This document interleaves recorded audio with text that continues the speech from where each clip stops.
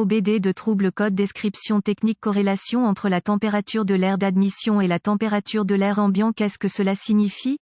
Ce code générique de diagnostic de panne du groupe motopropulseur DTC s'applique généralement à de nombreux véhicules OBDII, cela peut inclure, mais sans s'y limiter, les véhicules de Mercedes-Benz, Jeep, Mazda, Ford, etc. Si vous avez bientôt une lampe de moteur de service accompagnée d'un code P009A, cela signifie que le module de commande du groupe motopropulseur PCM a détecté une anomalie dans les signaux de corrélation entre le capteur de température d'air d'admission IAT et le capteur de température d'air ambiant, l'IAT et la température de l'air ambiant doivent être surveillés en comparaison pour garantir qu'aucun obstacle n'entrave le flux d'air vital vers l'admission du moteur. Les capteurs IAT sont normalement composés d'une résistance thermique qui dépasse d'un boîtier en plastique sur un piédestal à 2 fils. Le capteur est inséré dans le tuyau d'admission d'air ou le boîtier du filtre à air. Une conception de capteur IAT secondaire intègre le capteur à l'intérieur du boîtier du capteur de débit d'air massique MAF. Parfois, la résistance thermique IAT est positionnée parallèlement au fil chaud MAF et d'autres fois, elle est située dans une zone en retrait à l'écart du flux d'air. Vérifiez les spécifications d'emplacement du capteur IAT pour le véhicule en question avant de faire des hypothèses. La résistance thermique est généralement positionnée de manière à ce que l'air d'admission puisse y circuler. Le boîtier du capteur est généralement conçu pour être inséré dans son point de montage à travers un œillet en caoutchouc épais. Lorsque la température de l'air d'admission augmente, le niveau de résistance dans la résistance IAT diminue, provoquant le déplacement de la tension du circuit vers le maximum de référence. Lorsque l'air est plus frais, la résistance du capteur IAT augmente, cela entraîne une diminution de la tension du circuit du capteur IAT. Le PCM considère ces variations de la tension du signal du capteur IAT comme des changements de la température de l'air d'admission. Le capteur de température de l'air ambiant agit de la même manière que le capteur IAT. Le capteur de température de l'air ambiant est normalement positionné près de la zone du grill. Un code P009A sera stocké et un témoin de dysfonctionnement 1000 peut être allumé si le PCM détecte des signaux de tension provenant du capteur IAT et du capteur de température de l'air ambiant qui diffèrent de plus que la quantité maximale autorisée pendant une certaine période de temps. Sur certaines applications de véhicules, l'éclairage 1000 peut nécessiter plusieurs cycles d'allumage avec une panne. Quelle est la gravité de ce DTC?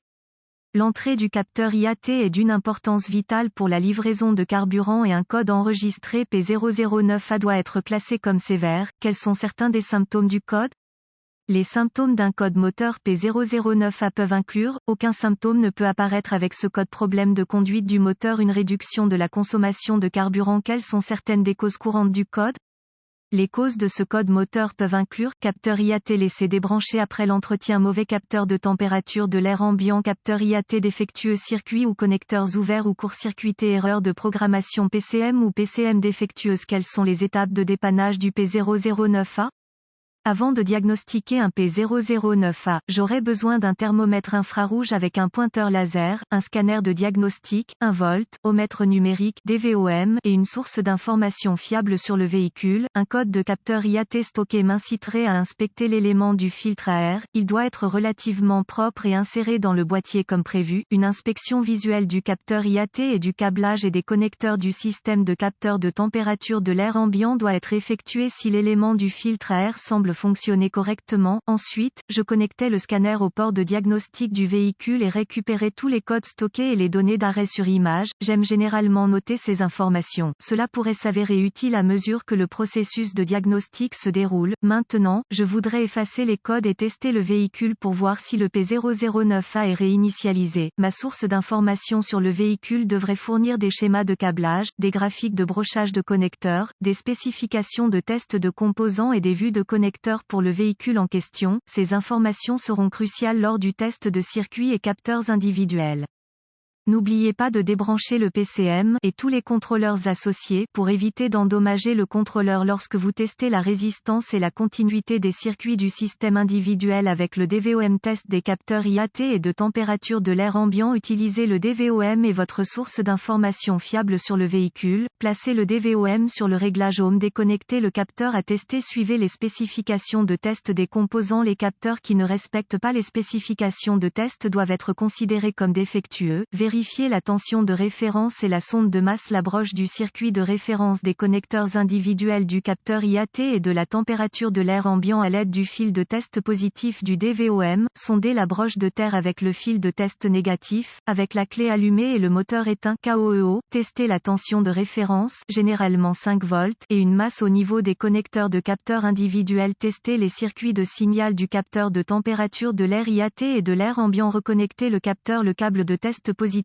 du DVOM, le câble de test négatif doit être connecté à une bonne masse connue du moteur lors du test du circuit de signal, utiliser le thermomètre infrarouge pour vérifier l'IAT réel et la température de l'air ambiant, étant entré dans le PCM ou, utiliser le graphique de la température à la tension, trouvé dans la source d'information du véhicule, pour déterminer si chaque capteur fonctionne correctement. Ceci est fait en comparant la tension réelle du circuit du signal du capteur, affiché sur le DVOM, avec la tension souhaitée si l'un des capteurs ne reflète pas le degré de tension approprié, en fonction de l'IAT réel et de la température de l'air ambiant, suspectez qu'il est mauvais si l'IAT et l'air ambiant et les circuits de signal du capteur de température reflètent tous deux la tension appropriée. Testez le circuit de signal, pour le capteur en question, au connecteur PCM, à l'aide du DVOM s'il y a un signal de capteur approprié au connecteur du capteur qui ne se trouve pas au connecteur PCM, soupçonnez qu'un circuit ouvert existe entre les deux échappements. Toutes les autres possibilités et soupçonnez une défaillance du PCM, ou une erreur de programmation du PCM, uniquement si tous les capteurs et circuits de température de l'air ambiant et de l'IAT sont conformes aux spécifications. Les bulletins de service technique, BST, qui mettent en parallèle le véhicule, les symptômes et les codes stockés vous aideront probablement à établir votre diagnostic.